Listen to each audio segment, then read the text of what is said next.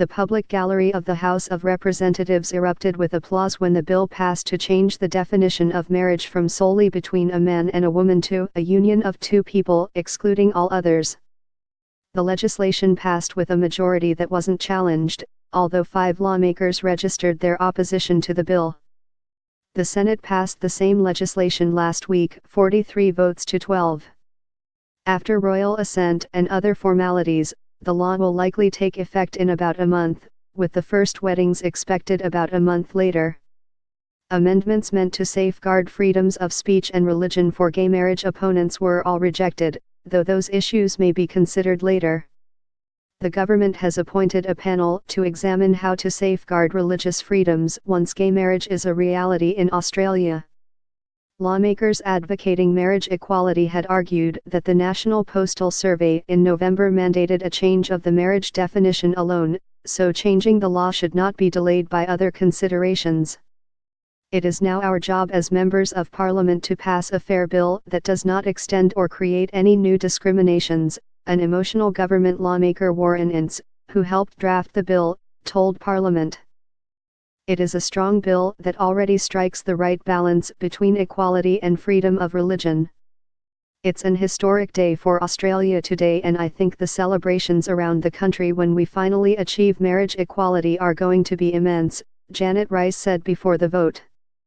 Rice is a minor Greens Party senator who was only able to remain married to her transgender wife of 31 years, Penny, because Penny remained listed as male on her birth certificate.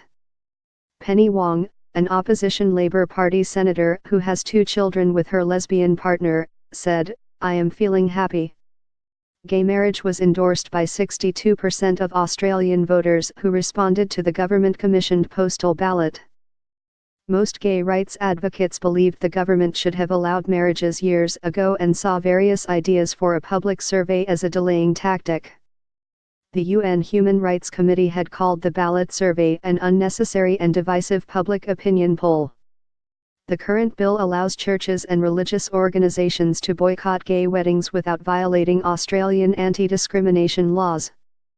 Existing civil celebrants can also refuse to officiate at gay weddings, but celebrants registered after gay marriage becomes law would not be exempt from the anti-discrimination laws.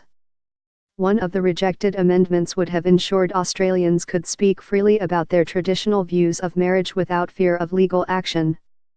It was proposed by Attorney General George Brandis and supported by Prime Minister Malcolm Turnbull, both gay marriage supporters.